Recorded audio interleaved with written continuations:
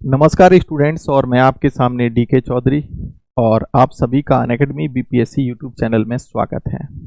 तो बेटा, आज एक बहुत बड़ा मुद्दा है जो दरोगा भर्ती में कट ऑफ और नॉर्मलाइजेशन को लेकर काफ़ी बच्चे भ्रमित भी हैं और बहुत से बच्चे परेशान भी हैं। तो इस वीडियो में मैं आपको बताऊंगा कि भाई ये जो अलग अलग स्टेट्स में जो दरोगा भर्ती है, जैसे यूपी एसआई की दरोगा भर्ती है या बिहार एसआई की दरोगा भर्ती है, तो क्या क्या आपका कट ऑफ या नॉर्मलाइजेशन हो सकता है। तो हमारी जो हेडिंग है वो हेडिंग है दरोगा भर्ती कट ऑफ एंड नॉर्मलाइजेशन। वास्तविकता क्या है ये जानना बहुत ज़रूरी है, और आप बिल्कुल भी भ्रमित ना हो ये भी बहुत ज़रूरी है, क्योंकि आपके अंदर बहुत सी भ्रमित स्थिति बनी हुई है। और लक्ष्य की ओर आगे बढ़िए, क्योंकि ये बहुत आपके लिए ज़रूरी है। अब देखो, यहाँ पर मैं कुछ पॉइंटों पे आपको डिस्कशन करता हूँ। पहली बात तो यूपीएसआई को भी लेकर अगर हम देखें तो यहाँ पर बहुत से बच्चे भ्रमित हो रहे हैं कि सर सेक्शन जो कट ऑफ है वो नॉर्मलाइजेशन के बाद निर्धारित होगी या नॉर्मलाइजेशन से पहले होगी। तो बेटा, सेक्शन जो कट ऑफ है, जैसे कि आपका हिंदी का हो गया, मैथ का हो गया, रीजनिंग का हो गया, या फिर आपका जीएस का हो गया, ये 35% का कट ऑफ है और ये नॉर्मलाइजेशन के बाद होगा कट ऑफ। ठीक है, यानी कि अगर आपके नॉर्मलाइजेशन से पहले अगर कम भी नंबर आ रहे हैं, 35% नहीं है, तो आप हिम्मत मत हारिए, क्योंकि हो सकता है कि नॉर्मलाइजेशन के बाद ये आपका 35% से ऊपर पहुंच जाए। उसी तरीके से टोटल कट ऑफ भी है। ठीक है, तो कहने का मतलब है कि ये आप लोगों के लिए एक इम्पोर्टेंट फैक्टर है। ये जो सेक्शन कट ऑफ है या टोटल 50% का जो कट ऑफ है, ये नॉर्मलाइजेशन के बाद तय होगा, नॉर्मलाइजेशन से पहले तय नहीं होगा। इसलिए जिन बच्चों का 35% से सेक्शनल कट ऑफ किसी सब्जेक्ट में कम आ रहा है, तो बिल्कुल भी भ्रमित ना हो, ये नॉर्मलाइजेशन के बाद हो सकता है आपका बढ़ जाए। ठीक है, तो आगे का जो आपका लक्ष्य है उसकी ओर आगे बढ़ते रहिए। अब मैंने आप लोगों को बताया कि जैसे मैंने कट ऑफ की बात की थी, मैंने यूपीएसआई के लिए भी बोला, यूपीएसआई के कट ऑफ की बात मैंने की। जैसे आपने देखा होगा कि जनरल कैटेगरी 105 से 110 क्वेश्चन मैंने आपको बताया था कि जो बच्चे 105 से 110 क्वेश्चन सही हैं तो वो आगे बढ़े। ओबीसी का मैंने बताया 100 से 105 क्वेश्चन, ईवीएस के बताया 90 से 95 क्वेश्चन, इसको आप 100 भी क्वेश्चन कर सकते हो। गर्ल्स का 85 से अगर 90 क्वेश्चन के बिटवीन है, शेड्यूल कास्ट का 80 से 85 क्वेश्चन है, शेड्यूल टाइप का 80 से 85 क्वेश्चन है। तो बिल्कुल हिम्मत ना हारें, वो अपना आगे की लक्ष्य की तैयारी करें। और ये बताया था नॉर्मलाइजेशन को छोड़कर, लेकिन अब क्योंकि नॉर्मलाइजेशन होगा उसका भी फर्क पड़ेगा, तो नॉर्मलाइजेशन का इफेक्ट काफी पड़ सकता है।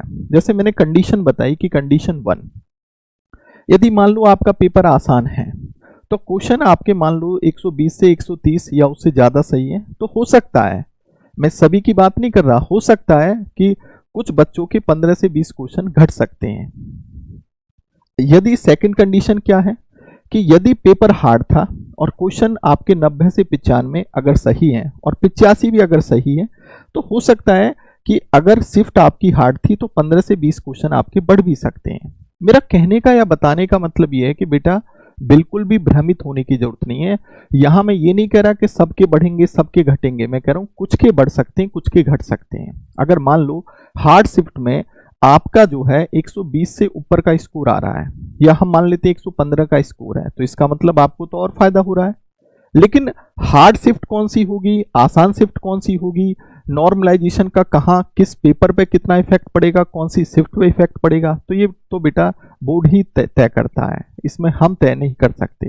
लेकिन इतना जरूर है कि लगभग आप ये मान के चलो कि 15-20 क्वेश्चनों का फर्क पड़ सकता है, क्योंकि 2016 और 17 का जो इफेक्ट है वो यहाँ पर देखा जाएगा, क्योंकि 2016-17 में भी यही हुआ था।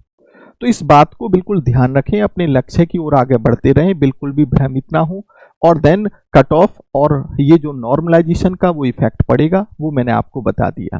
तो सभी बच्चे परेशान मत हो, मैं फिर से आपको दोहरा रहा हूं, एक तो ध्यान रखिएगा सेक्शनल कट ऑफ और जो टोटल कट ऑफ है वो नॉर्मलाइजेशन के बाद तय होगा, ये पहले तय नहीं होगा। इसलिए अगर आपका 35% से किसी सेक्शन में कम है तो अपने आप को कम मत आंकिए, हो सकता है कि भाई नॉर्मलाइजेशन के बाद वो आपका जो है 14 क्वेश्चन से ज़्यादा क्वेश्चन हो जाए। ओके, और दूसरी बात ये है कि ये जो नॉर्मलाइजेशन है, तो नॉर्मलाइजेशन में सबके घटेंगे सबके बढ़ेंगे ऐसा नहीं, कुछ के घटेंगे कुछ के बढ़ेंगे। समझे, ये बात थोड़ा सा अपने दिमाग में रखिए। अब इसके बाद हम एक पॉइंट पर और डिस्कशन करते हैं। जैसे अगर हम बिहार दरोगा की बात करें तो बहुत से बच्चों का फोन बिहार दरोगा को लेकर भी आया कि वहां पर एक पेपर होगा। ये परीक्षा जो है ये इनकी 26 दिसंबर को होने वाली है 2021 में। तो जीके और करंट अफेयर से एक ही पेपर आएगा, उसमें 100 क्वेश्चंस होंगे और 200 मार्क्स का पेपर होगा, 2 घंटे का पेपर होगा और 0.2 की नेगेटिव मार्किंग होगी। तो मोटा मोटा मैं आप लोगों से ये कहता हूं कि बेटा अगर मेल का अगर आप 70 से 80% क्वेश्चन सही करके आ रहे हो जनरल कैटेगरी में तो आपका हो जाएगा, और फीमेल में अगर 60 से 65% आप सही करके आ रहे हो जनरल कैटेगरी में तो आपका हो जाएगा। हालांकि बिहार में पीटी और मेंस दोनों होता है, तो जो इसमें क्लियर होंगे वो मेंस की भी परीक्षा देंगे, लेकिन प्रीलिम्स का जो है वो यही है। तो हम जब प्रीलिम्स की बात करते हैं तो प्रीलिम्स का पॉइंट यही बनेगा। खैर, ये तमाम तरह की बातें मैंने आप लोगों को बताई, तो सिर्फ मैं आप लोगों से यही कहना चाहता हूं कि बेटा अपने लक्ष्य की ओर आगे बढ़ते रहो, बिल्कुल भी भ्रमित ना हो, और सिलेक्शन डेफिनेट है आपके अंदर। अगर सकारात्मक वे में आगे बढ़ोगे तो डेफिनेट आपका सिलेक्शन होगा। धन्यवाद, नमस्कार।